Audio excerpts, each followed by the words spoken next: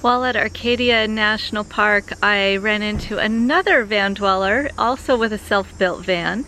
His name's Bob, and I'm going to show you what he did next. His is much more like a road trek, but he built it himself. It's really cool. I think you're gonna love it.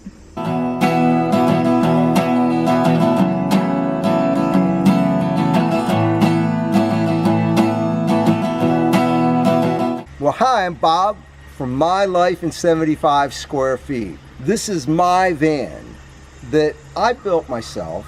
My van is a 2017 Ram ProMaster 3500 chassis. The wheelbase is 159 inches. These swivel seats did not come with the van. If you're going to put swivel seats in, it adds 2 inches to the seat height, and it puts your head hitting this all the time. So then you have to pay to get the lower seat bases that I did, and it ends up being a lot more expensive.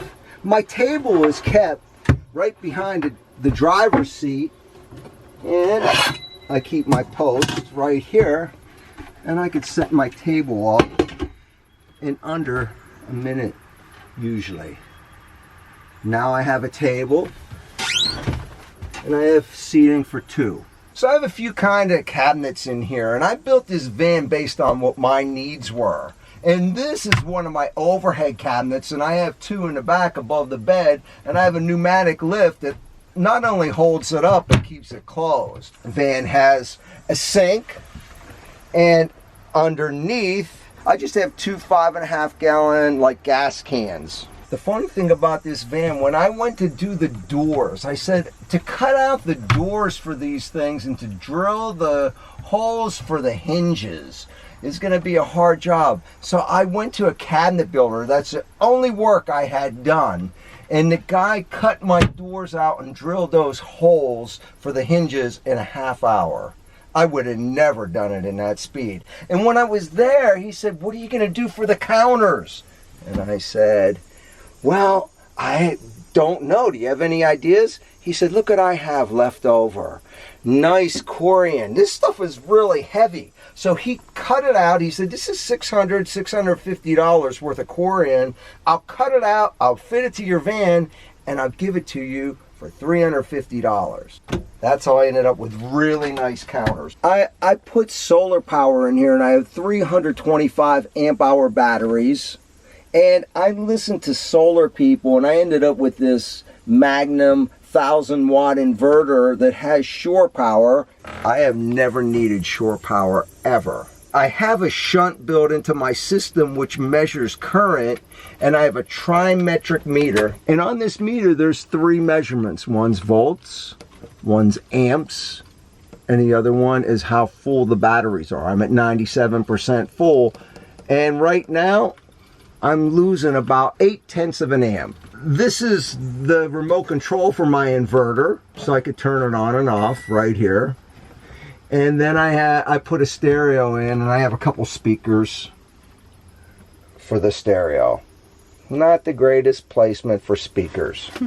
One of my favorite things are these little puck lights I put in the ceiling. I have built-in dimmers. And the ceiling I like, it gives the van a longer look. Just this summer, I installed an HD TV antenna on the roof, and this is directional, and I could control the way it points. And now this fridge is way too small. I could have gone with a larger fridge. My batteries never go below 90% on a normal day. You know what ended up being nice? These little holders right here. Because that's wasted space. I probably could use another one right there. I'm glad I noticed that. This floor-to-ceiling cabinet had a different use. I have to be able to keep part of my PA in here and a couple guitars, because I play guitar professionally in different places throughout the United States. And up here, this ends up being an all-around, all-use kind of cabinet. I got some food in here and a couple other things. Here's one of my attic spaces. This van comes with an attic and a basement. I'll show you the basement in a few minutes. But here's the attic space, and above the driver position, there's another little like storage area. And this is 8 inches of memory foam.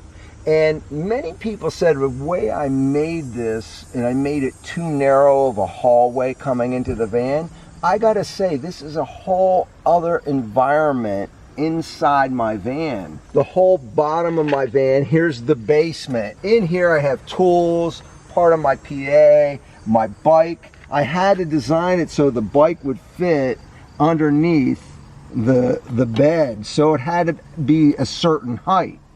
And it ended up working out right.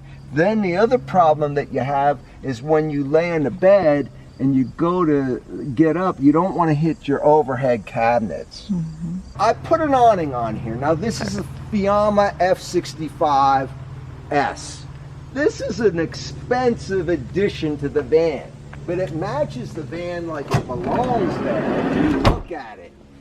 It was $1,500. It was $1,500 wasted dollars because I hardly ever use it because it's either too windy or it's raining. I always thought it would extend my area outside of my van, but if it's raining, you got to make sure within 24 hours you have it out and it gets totally dry or it will get mildewy.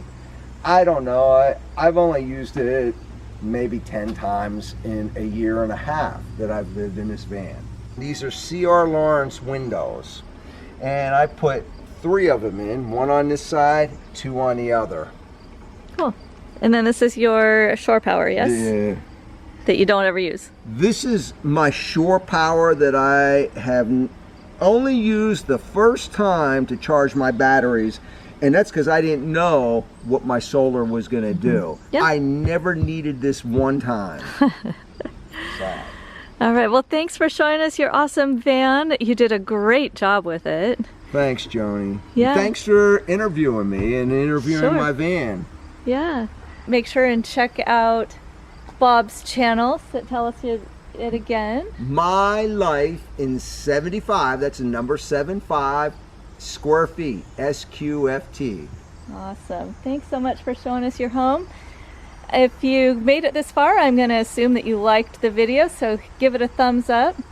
Hit the subscribe button if you're enjoying my channel, and make sure you hit the notification bell. This is Joni with the Galavan. Enjoy your journey.